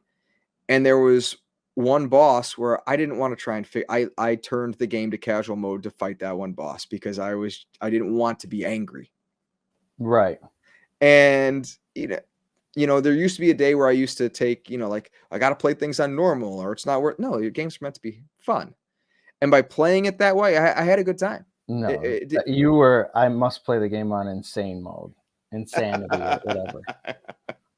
But anyway, I played it on story mode. It was a hack and slash of a good time. It was by the time you get to the end of the story, I don't know if you ever play it. I suggest if you do pick it up for when it's half the price that it is now. Then I think it'd be worth something to you, and you have a good time with it. Yeah, I don't know if you care. If you don't care, I can spoil the ending of the story because it's what caught me that was different. No, it sounds like something I'd pick up. Yeah, okay. So what I also didn't realize, because I didn't play these games when I was younger, this is actually a remake of the very first Final Fantasy game. Oh, really? It's a retelling instead of in an RPG like format and more of a hack and slash format of the story that's the very first Final Fantasy. Oh, wow. That's why it's called Final Fantasy Origin. I had no idea because I like Final Fantasy VII Remake. I had played Final Fantasy X in my PS2 day, but never beat it. I played Final Fantasy 15 and really enjoyed that for the PS4, but I haven't been like a lifelong Final Fantasy person. 7, I had such a good time with that. I'm like, well, I don't know why I never played this original story back in the day because I do like, Japanese RPG games. But yeah, I had no idea. All the other Final Fantasy fans must have known. I didn't. I'm like Stranger of Paradise, some side stories. Then when I looked up more about it, I'm like, oh, it's the first story. That's why it's called Final Fantasy Origin. Gotcha. Right. I would definitely, if I were you, I would pick it up, but I wouldn't pick it up for anything more than 30. Yeah. And you'll have a good time. So yeah. Cool. Any what do you want to jump to, buddy? We have 2 TV shows. Yeah, let's jump to TV. should we jump to 3 TV shows. well, yes, but 2 that I watched. Right. So let's talk about Tokyo Vice. So asterisk. Yeah. I didn't watch the very last episode. Okay, but still, that's a big deal compared to I almost watched all of 1. You must have liked the damn show if you're now 6 episodes That deep. I've now binged 6. Yes. Yeah. Yes. And to be honest, it took me almost to the end of episode 2 to really give a shit. Right. Some shows are like that though. And two episodes isn't bad though. Some shows took me, oh my god, 4 or 5 episodes to get into. So I mean, at the end of episode 2, when Ken Watanabe walks in, Watanabe walks in and like whispers in that guy's ear to settle the situation. That's where I was like, oh, this is interesting. That's the part that gripped me. I was like, all right, who's this mother? You watched episode 6 though. Yes. And what did you think of the end of that? The end of that is because I honestly liked that cop. I liked him. Like I'm like, man, he's rugged and handsome. I like his attitude. He's a cool. And then that happened. I was like, are you shitting me? I'm such an idiot too, because the whole time they're searching that plane, I was like, man, Ken, it was Ken. He gave him the heads up. Like I'm turning on Ken like that. Like no problem. Right. Instantly want to turn on Ken, but no, Ken's the cool, grizzled old detective you want him to be. Right. The smart guy. Like I'm loving this show. How about Sato? Honestly, Jake, what's wrong with the name Josh, by the way? Asshole. I know. Why his name's Joshua? He goes by Jake. I mean, and his acting and everything is fantastic in this show, but he is the least interesting character in the whole show. Sato is the number one. Like, isn't he amazing? I love when they get into the discussion about the Backstreet Boys. Yeah, I want it that way. Yes, it's fantastic. I'm so heartbroken for Sato though. Yeah, I think he was going there to say he wanted out. Right. And then he just got more into it. Yeah. Yep. And Sato's he's being and even his Yakuza boss there. He's awesome, isn't he? Older guy, like he's Ishida. He is, and he's sitting there saying, you know, you should be affected by your first kill. I was. He's right. Like, the one's coming next one. Won't matter. Like he's so good. I mean, the girl Samantha who came there as like a nun. Like, from Mormon Church of Mormon, right? She's Mormon. Yeah, she is like all this backstory that you're like, okay, stole 40,000 from the church. Right, like so crazy. Every character in this show is so. How about I didn't see it coming. For one, the sleaze bag that was tracking her down. Right, I didn't see like that whole twist where he's like, "Nah, you just fuck me and I'll make it go away." I'm like, "Wow, that is the dirtiest thing." Yeah. And then with Sato, I loved it. I mean, I loved it. Well, that guy deserved it, but that's I was like, yes. I felt bad for Sato because his demons are getting his he's him down even more into that. It's like side. That. It's like when you're watching Power, you know, the run of Power, the first series, and you're watching Tommy make some of the decisions that he made in that show. You're like, come on, Tommy, come on, man, because you love the character so much. Yeah. And Sato, like I wasn't saying because that guy deserved everything that he got, but I just felt for like Sato's soul. Yes, I mean, as he watched the guy who brought him in jump because he told him he's not meant for this world or you know, this business or whatever. Like, that was a hardcore. Sato is 100% like who I'm hooked on. He's fantastic. Such a good actor, that guy. Jake at the end of episode 6 where he's at the club and goes off on him. Yep. Like that's the most interesting he's been in 6 episodes. Like true. I'm like, all right, where are we going from here? And then when that stupid cop gives his name, I'm like, all right, yeah, things are about to ramp up for him. Big time. How about the actor that they got playing Tozawa? Like, I don't know what he's sick with, but that guy is menacing. Just looking at him, he seems like a guy you don't want to fuck with. Yeah. This show is it just came out of nowhere. Well, and you know what? I didn't expect to like it. I expected to like it, because it is but not Michael love Mann. it, right? Yeah, but I was like, oh, you know, Steve just really into Japanese culture and everything. So It's true. of course he That's the loves whole reason I watched it, but I like it for so many more reasons than that. right. But I was like, that's why he loves it. I'll enjoy it, but it's not gonna be something that I'm like really into. And I was wrong. It's so good. I'm in. I think it's just you're right. After that second episode, they get you with that second episode because Yeah, Jake still needs to, and it's not Ansel Elgert's fault by any right. stretch of the imagination. He's phenomenal. Like everybody's acting at the top of their game in this show. But Jake, some of the things that he does is just almost cringe. And some of the stuff he does is just so stupid. Yeah, well, Like with he's also approaching these yakuza, and if I knew it wasn't based on a memoir, I'm like, all right, when's this when's he this gonna guy getting die? gutted? Yeah, Because he is taking some risks that are just you're not dumb. respecting where you are. Yes. You know, that meets. I think the same thing. Like, how do you think you can get away with doing that? Somebody's gonna slap you into the yesterday. Exactly. Even when he flipped out on Sato, like Yeah. I'm surprised Sato reserved himself. Right. You know, I was waiting for Sato to just go to town. I couldn't like that outburst. You're right. That was the like super interesting on Jake's part. But Yeah. I was honestly scared for Jake in that moment more than any of the other Yakuza that he's stepped up to because Sato, he hasn't come to terms yet emotionally. Like he's hanging on that thread. Right. So yeah, such a good. The writing in it is so. And you haven't watched episode 7 yet, so it's another one of those shows where it's not gonna make you sit there and wait 3 more episodes. What we just left off with, you're gonna get more of that immediately in this episode. Right. In episode Right. 7, and I appreciate that kind of storytelling. Yeah, I appreciate just the character arcs.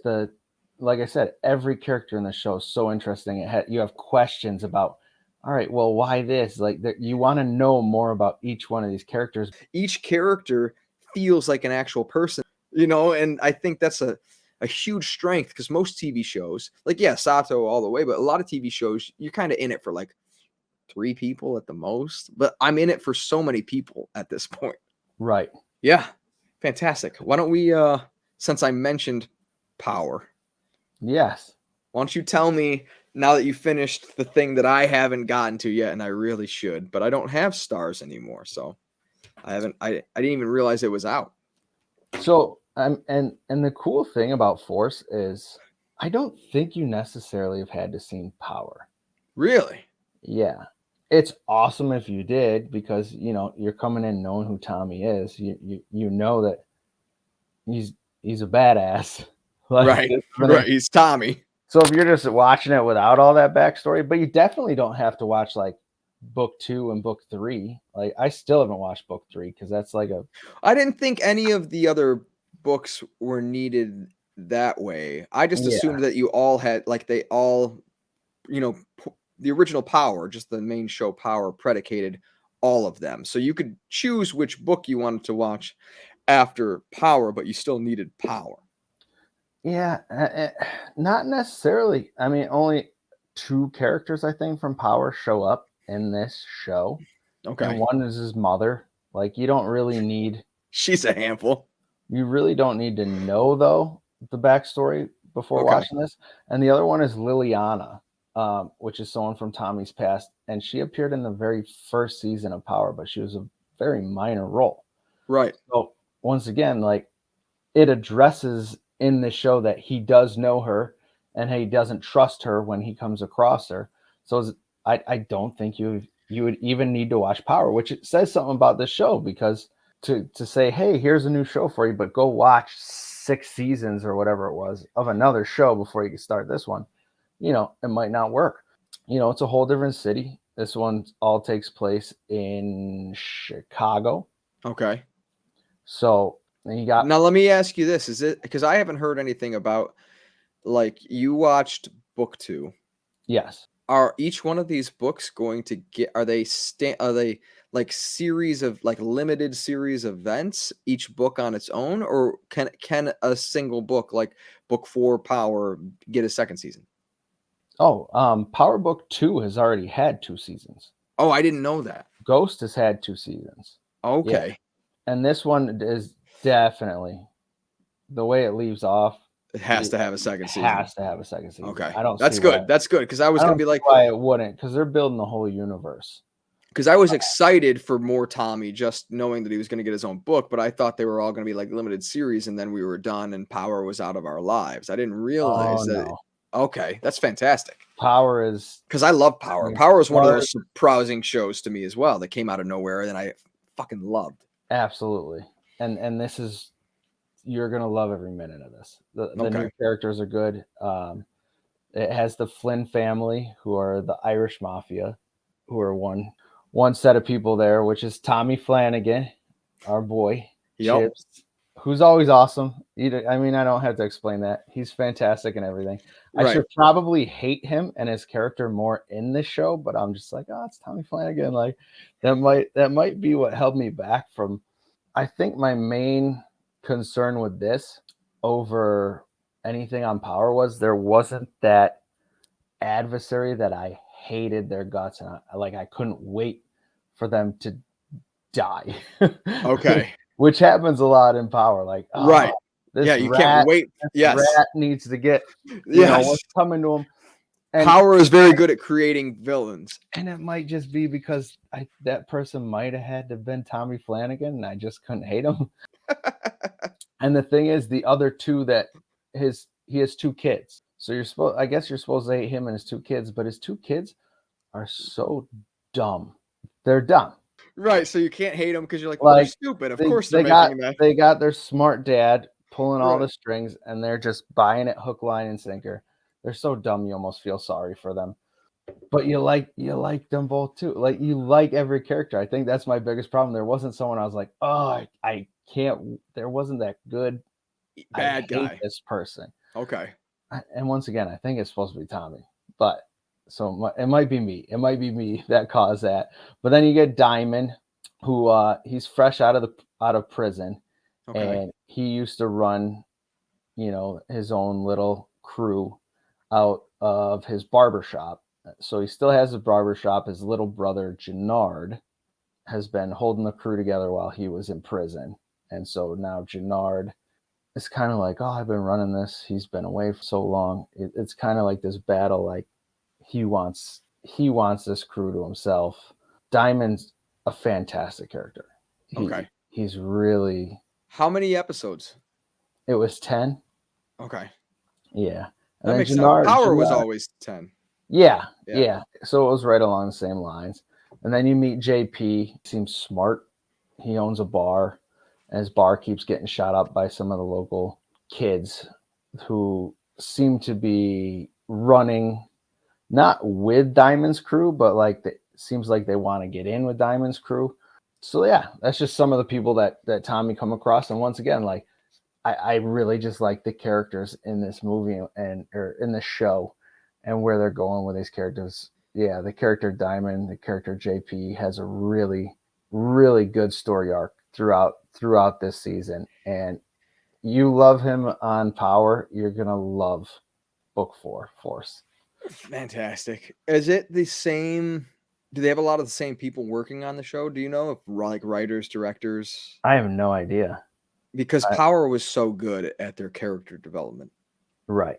You know, and that's why I was so excited of these offshoots, and I'm so happy to hear. I know you had before the podcast, you had watched book 2, you'd watched the Ghost, and you actually liked that show, even though back when Power was on, Reek was not one of our favorite characters. Right. So that writing is so but at the same time, when you think about it, Kanan is diabolical and kills his own son during Power. And then even after those events, you start liking Kanan again. Right.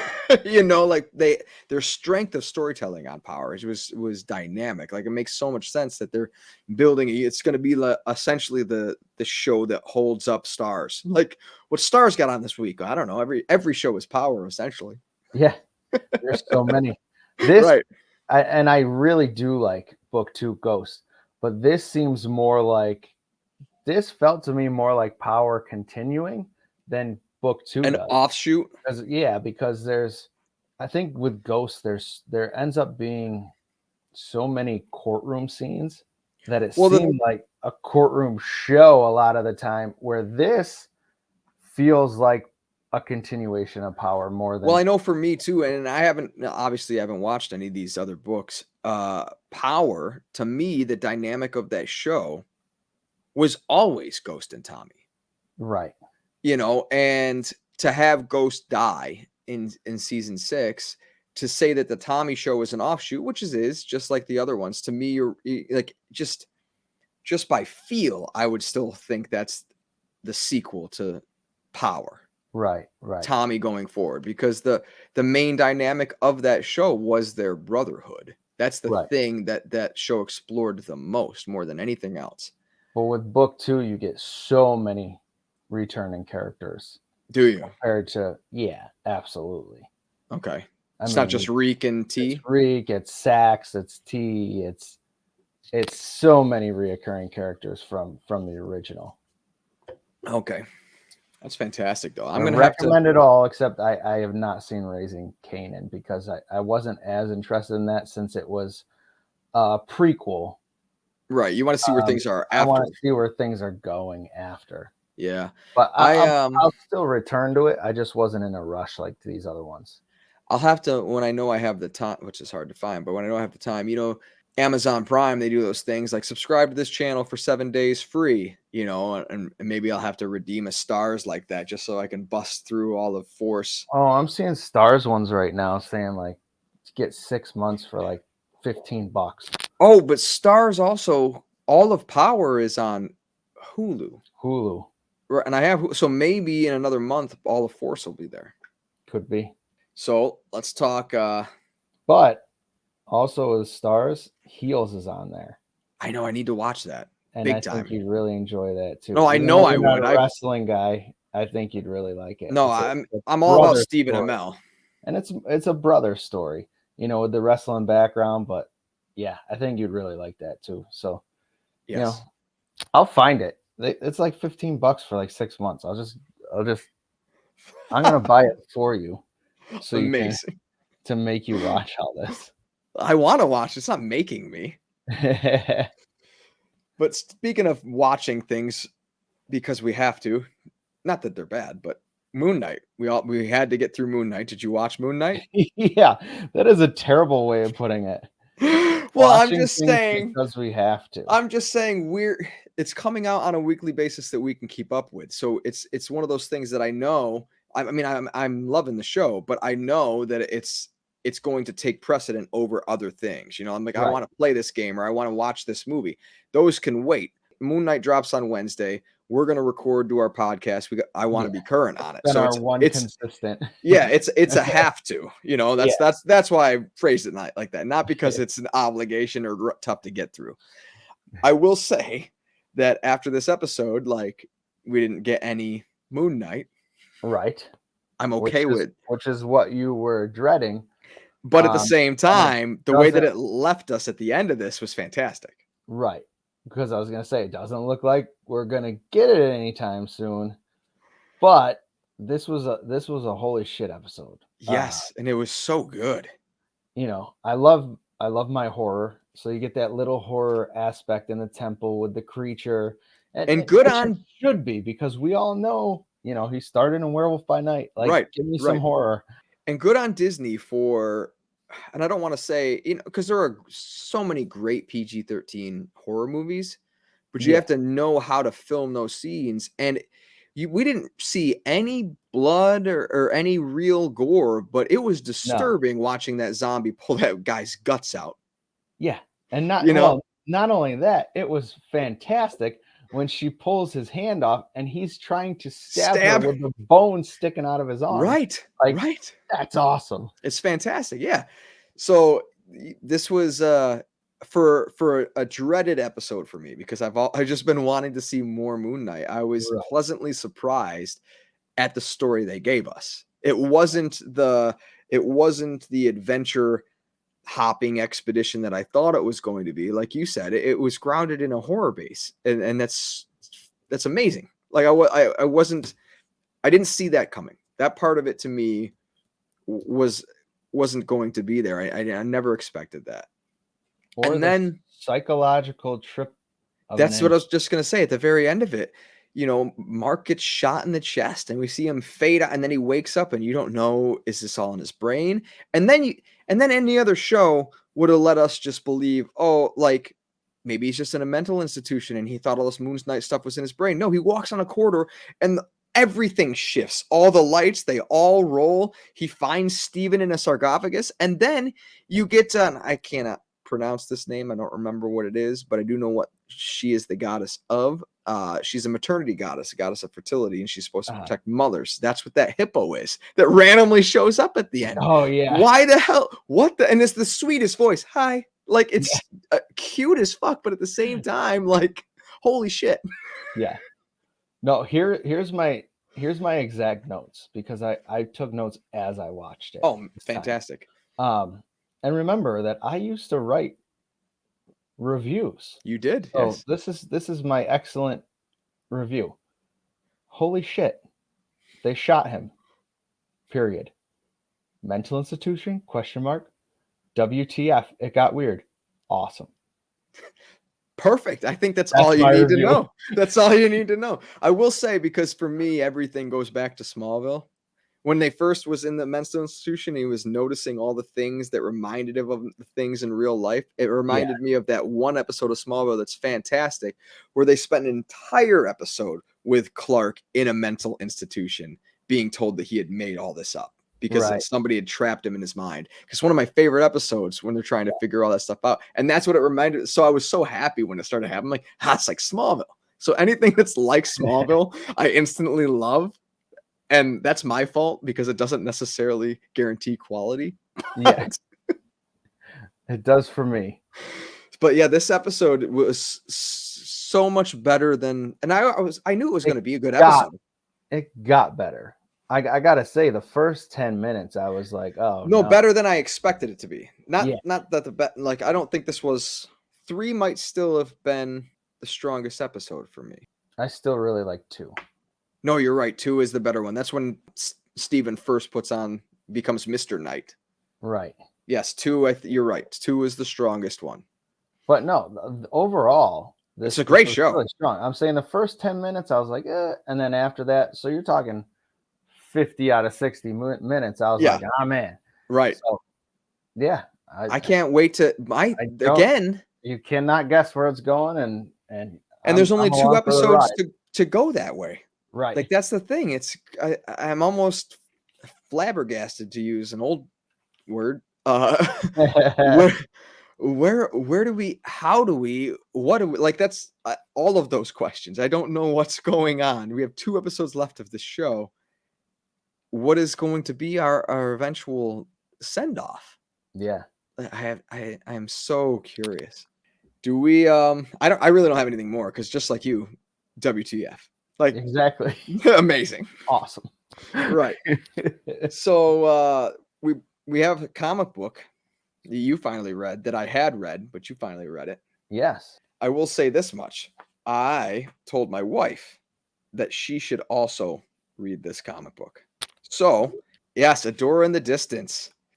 So if you would like, I can bring her on and she can say her piece about how she felt. Let's bring her in. All right, let me grab her real quick. Why, hello. Hey. So, I absolutely loved Adora in the Distance. Steven had mentioned before going into it that, like, if you don't get to the end of this book and feel emotional about it, then I know that you have, like, a stone cold heart, which I don't, for the record. But starting off with the graphic novel, I thought that, like, it was all right. You know, I was like, okay, this is about like normal. Didn't feel like anything special at first. The illustrations felt really kind of lively and playful, but at the same time, all the blues that they use kind of created more of a somber overtone. But man, when they finally get to like the end there, and it's like this is what it's like with autism, I'm like, I felt like a ton of bricks hit me. I instantly started crying. I don't know like what it was. I'm still trying to process my emotions for that. I don't know like what triggered or traumatized me to start crying just like like that, but that was, yeah, I agree with Neil Gaiman that we need more things like this. Or like, no, I'm so happy this exists. So yeah, I'm sorry, I'm so glad it exists. But yeah, I cannot highly recommend this book enough to anybody else listening who wants third-party opinion. Yeah, Adora in the Distance is amazing, and it's actually a really quick read too, which is kind of nice if you don't have a lot of time on your hands. But that's about all I got to say because, yep. Thanks. All right. It's weird that she didn't have headphones on because I wanted to talk to her. I know. Next time we'll I just didn't want to get it all set up because I didn't know in terms of my son, luckily he's asleep and I didn't want to try and disturb her. But next time if we have that happen, I'll call her in. We'll bring her right up. Just Perfect. like you and I are in.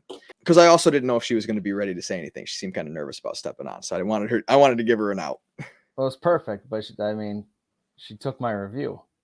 Is it right? Right. Exactly. And that was the thing. Like, did you cry? I know you don't cry at comic books mostly, but I legitimately No, I didn't cry, but I legitimately cried. but I get it. And not like super like, but like I got all like, and I think because she said I'm still trying to process my emotions. I think what happened to me, what hit me emotionally, was once it got to the end, and you realize, it's the mother and father there with the psychologist or the aide or helper, or however we want to frame it in terms of their daughter and having autism. I think what got me misty-eyed was realizing like just the empathy for Bernardin. Like, Right. this isn't a fantasy story. This is 100% just him being honest about his own life and the fact that he has a daughter who has these special needs, and all he wants is to be able to understand what's going on in her head, and he can't. And like the struggle that must feel inside as a parent to just, you always want what's best for your child, and to honestly not be able to relate with their own experiences because their brain works in a different way. But it just hit me so hard that and I'm so glad, this book, it feels like once you got to the end, it feels like almost catharsis for Bernardin.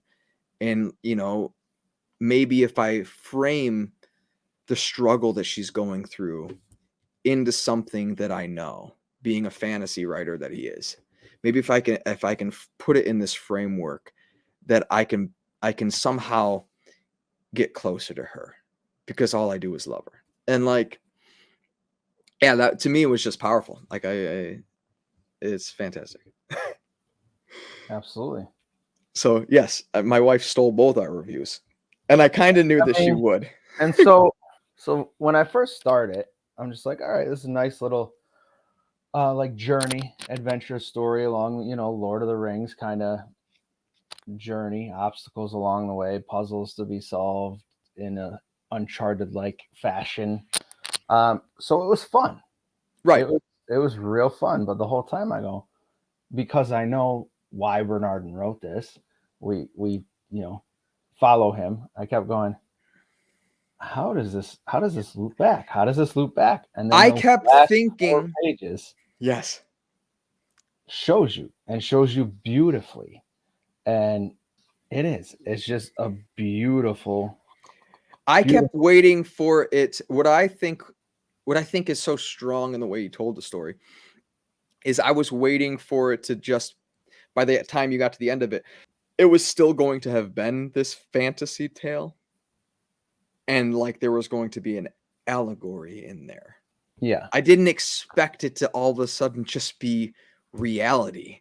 Right. And that this is maybe what's going on in my child's mind. Right. Like that was what hit me really hard, was just the truthfulness of it. Like, instead of just being like, well, and trying to play it safe and not necessarily say autism and the struggle that it could be, but to try and just allude to it a little bit. It was, yeah. So, I mean, spoilers, but it's the last sentence or last statement of the whole thing that gets me, saying that Oh man, it gets me too. She was smiley and happier before we started bringing her to these therapy sessions because it seems like the therapy sessions are more for the parents because they want to know so much. But Right. now they're seeing their daughter, who is always joyful and these looks on her faces and everything like that has gone away. Right. And Maybe so she was happier where she was. we can't help but wonder if wherever she was, whatever fantasy world she had created for herself inside her head, what if she liked it better? And That's so so heavy.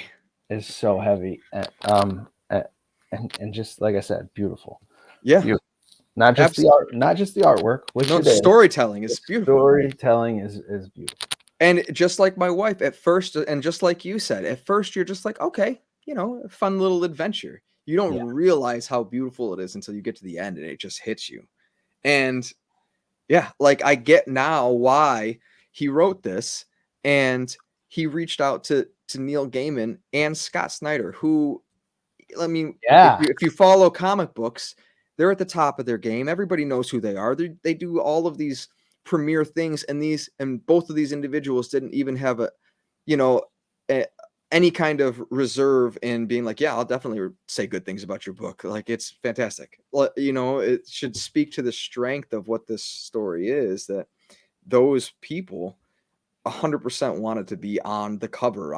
He has a foreword by Damon Lindelof, who made one of the best pieces of like media that came out of 2021 with the Watchmen TV show that I didn't even think was going to be as absolute. I thought I was already going to like it, but it was absolutely fantastic, beyond what I actually expected from that show. And Damon Lindelof has the foreword, so it definitely needs to be checked out by everybody and anybody. I also think this is one that we need to print on the website. Yes, I agree. I mean, we got 3 people who we strongly about something. I think we need all of our concise words to say exactly how it made us feel. Yeah, 100%. So not to also go, not that it's dour, but it wasn't a happy tale. I read a story called Batman the Imposter. Ooh. DC Black Label. Now, I don't know. I had missed this book. I didn't buy the individual issues. It's 3 issues. Did you? I don't know. Okay. If you did, I have some organizing to do. If you did, I would go through and find them and read them, because this, to me, my friend, is a movie. I got done with it and I was like, this is a great standalone Batman movie. It's its own version of Batman. It's very much in the vein of Matt Reeves' Batman, almost, in terms of its grit and some of the things that it wants to, and like the Nolan way of trying to make things more realistic or relatable, and how they might have really turned out. Like some of the little small parts. Batman has motorcycle. He doesn't have a Batmobile. He has motorcycles just stashed with the VINs rubbed off the gas tanks and stuff, full of gas, just in all these back alleys and stuff like that. And if people find him, then they're just gone because he's Bruce Wayne. But at the same time, that's part of his quick getaways, being able to get places. He's got all these things and he knows the tunnels underneath, but he also keeps setting up zip lines across the skyscrapers of the city. So he can, instead of like the fictional thing of having a grappling hook that he's shooting into walls and swinging and doing whatever, he gets to the top of these buildings and clips a zip line to himself and looks like Batman's flying across the sky. Oh, nice. Yeah. And the plot of this book is there's another Batman that starts killing people. And he's only been doing this is a year 3 Batman tale. Okay. And Gordon isn't in it. And Gordon isn't in it not because he hasn't been introduced yet, but Gordon isn't in it because, just like in real life, Gordon was working with the Batman and they took down a lot of bad people. And then judges found out that they got their evidence from a vigilante, which means that it's inadmissible in court. And all of those people got set free and Gordon lost his fucking job. Oh, wow. Because that's what would happen in real life. And right, it's an interesting tale. And it's frameworked on, it starts with, and this doesn't have to do with the imposter killing people, but Bruce had a childhood psychologist after his parents were murdered. And the very beginning of the tale starts with him beaten up and bloodied, showing up at this psychiatrist's house. And she instantly takes the mask off because he's kind of delirious. And she's like, Bruce Wayne is Batman? And she wants to call the police right away to turn him in for his own sake. Because for one, Batman's a dangerous vigilante. And for two, Bruce is a patient and she thinks that he's hurting himself.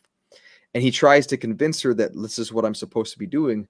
So the way that she'll let him leave is that if he promises that at the end of every single night, he shows up to her before dawn breaks, and she won't report that Bruce Wayne is Batman because he has to keep actively convincing her that he's okay. And I thought that was interesting because because psychologically he's not okay. Right. But there's a cool panel in this, and I might not be able to find it in time, but he says to her at one point, it's Bruce above the city on the top of one of the buildings, and he says, last week, Gotham had its first night with 0 violent crimes in 54 years. And then it shows the tear down the face, and he goes, that didn't happen because of the cops. It's not because of the mayor or the DA. It's not because Gotham suddenly grew a conscience. It's because of me. And it's a cool, powerful story on what it means to be Batman, but also the struggle that it is to be Batman because the police already don't like him.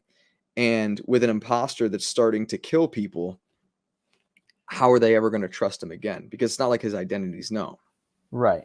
So it's ruining what Batman stands for.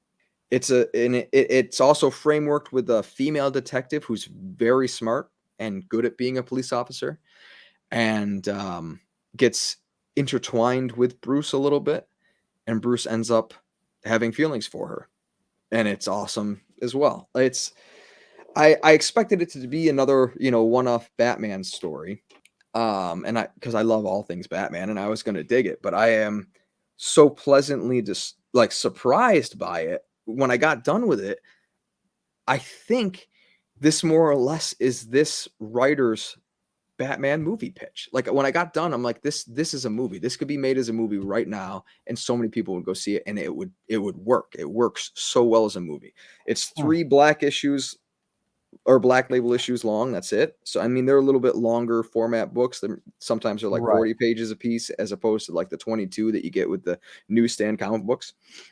But it was written by Mattson Tomlin, and he's not a comic book writer. He is the creator and screenwriter of the hit Netflix superhero movie Project Power, starring Jamie Foxx and Joseph Gordon-Levitt. Oh, wow.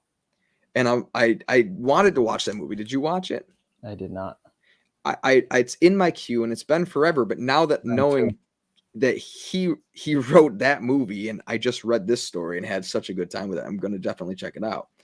And he's also the writer of the upcoming film Mother Android, and is currently show running on the upcoming animated series based on the Terminator for Netflix, which I didn't even know they were making. Yeah. I think the Terminator is a little played out, but it is a great idea if you could do something good with it that they haven't in 30 years. But still, Batman the Imposter. The problem is I know this is a book for you. That's why I can't say a lot much of about it. Right. I'd love to have a discussion, but I wanted you to know that it is well worth your time, because I want to talk about it, and I want to talk about the little things about it. I bet I have the single issues. I think you might. I can't wait to get through all my books and see what I have and organize some stuff. But I actually, when I went fig hunting a couple days ago. Oh, hold up. No, I'm not moving on to things. Okay. I was just going to say, what happened was I went fig hunting a couple of days ago, and my Target is right next to a Barnes & Noble. And Barnes & Noble, sometimes they have that whole back section, and sometimes they have figures and stuff like that. So I was like, let me just walk in there and see if there are any figures, Right. And I can't not go through a bookstore and also walk through the graphic novels. And this just jumped out. And I could have got it cheaper. I even looked that day. I could have got it cheaper on Amazon, but it jumped out at me, and I had to pay the full price at Barnes & Noble because I wanted to read it for today. Nice. And I'm glad I did. So anyway, Cool. That's all right. Yeah, when you went and fig hunting, I was like, oh, where's he going on this? But yeah, that makes sense. Yeah. I read another comic because I did get my comics Oh, you did? delivered today. So I just picked one. I actually picked out 3, but I was like, you know what? This is my comic shipment for the month. So let me just read one, and then I'll read the other 2 for next week. It's funny you say that because I have a thick graphic novel over there that I was going to try and get to for today, but then I was like, we already have so much stuff. It would be better if I had more time to talk about it. So this is a thin book, and I chose the right book because it's a very, very short read. Okay. It's an issue 1. And it's called A Town Called Terror by Steve Niles. Oh, look at that. Yeah. He's a good horror writer. I mean, created Right. 30 Days a Night. 30 Days a Night. The cover's just creepy. So that's right up my alley. Image comic. Nice. Like I said, very short read. A lot of pictures, a lot of a short conversation. It starts with a guy assembling the pieces of like this dead body. And the last thing he does is put the head on. And all of a sudden the head says, maybe next time start with my head. So oh wow, this body that was in pieces is now back together. And then it just cuts to this man and wife having sex. Uh-oh. Yep. He leaves the room to go get ice cream, and 4 people bust in the house and kidnap him. Oh wow. So yeah. So they throw him in his car, and it turns out like he knows the guy's a kidnapper because he goes, oh, he wants to see me, doesn't he? And it turns out that he is this guy's dad. This guy's dad is that body that was assembled at the beginning. Oh no. Yeah. So he's driving, and he's telling you like a backstory now. And he's like, oh, they're bringing me back to this place that I had escaped from, that I never wanted to go to. And it's a town called Terror. Huh. So it's all monsters, and I forget how they put it, but just a town full of monsters. He wanted to live in the human world. That sounds very unique. So that's where it leaves it with him. And then the rest of the issue is just the woman wakes up, and it turns out they drugged her as they kidnapped him. Okay. And she's just like, where's my husband? And she's calling the police. She's like, where's my husband? Hey, it's been 24 hours. Now can I report my husband missing? Right. So someone shows up to finally do a missing persons report. So, and that's it. That's where it leaves it. But now I'm like, oh crap, did I pre-order the rest of the issues? And it turns out I only pre-ordered number 2, so I got right on and ordered number 3 and 4. Right, you don't want to miss them. Yeah. I want to see where this is going. 100%. I want to hear where it's going. I'm gonna have to pick that up myself. It's pretty cool so far. And yeah, that's that. I wish I had more because I didn't talk badly about anything this week. It feels so just different, unlike me. Yeah, I know. We usually got to say bad things about something. Yeah, but it's been a good week. It's been a good week. And I'll be honest, it got through way more things than I thought I was going to. Yeah. It was one of those weeks where you just, I guess, had time for stuff. Right. Or meaningful stuff, I should say. I really didn't. I crammed things in thinking, once again, we're going to have nothing to talk to. That's the whole reason I went to that movie last night. But I'm glad I did. You know, yeah, I'm glad you did too. And I'll be honest, you know, I don't think we ever have to worry about cramming things in. Both you and I are talkers. And I think if we have a lot of stuff, we talk really fast. And then if we don't, we just take our time and talk about everything. Right. I mean, I got on a tangent about my favorite penis in movies. You know, I can do that all night long. You can't. I mean, I don't know how many penis movies can be brought up each episode. That's true. I don't even want to try and keep track. Yeah, that's not going to be an ongoing thing. That's not a challenge. Oh man. Yeah. I mean, that's all I had this week, buddy. I do have the graphic novel that I picked up. It's a South Korean graphic novel. Okay. And looks, the synopsis for it is fantastic. It is about living in a world where randomly you'll get a notice telling you the day that you're going to die and that you're going to hell. And then they come and take you on that day. Like there's no way to escape it. And it's funny because I picked this up and I read this synopsis and I thought, man, sounds so cool. And I looked at the art real quick and I was like, definitely buying it. Definitely want to know what's going on with this. And then I remembered I watched the trailer. It's a Netflix animated show right now. They made the animation for it that you can watch right now on Netflix. I think it's going to be a fantastic and very intriguing graphic novel where I don't know if I'll want to watch that cartoon. Right. But yeah, it's called The Hellbound. That sounds badass. I got 2 I want to get to. Batman Beyond the White Knight issue. Awesome. Just came out. And the other one is an Aftershock one-shot. I've really, really liked my Aftershock comics lately, called Midnight Rose. Okay.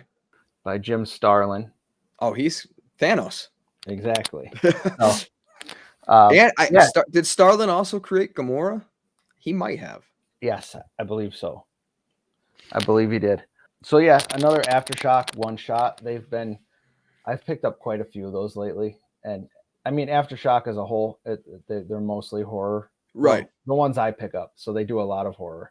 They've been knocking it out of the park. So I can't wait to read that. I'll have to check out some of those then. Because I've always looked at Aftershock and been interested and never pulled the trigger. That's my fault. I don't know why. You know, when a lot of times with comic books, you 100% should judge the book by its cover and see if it's something for you. And so many times I've seen an Aftershock book and been like, that looks good. And then not bought it.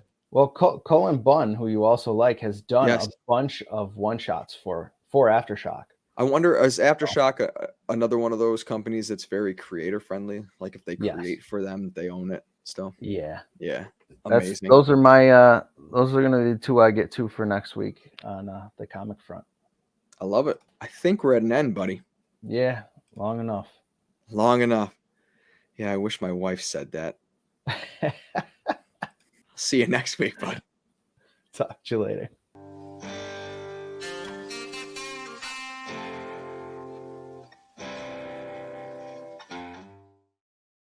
I know, but I've had to shit for like an hour. Oh, damn. All right, put that in.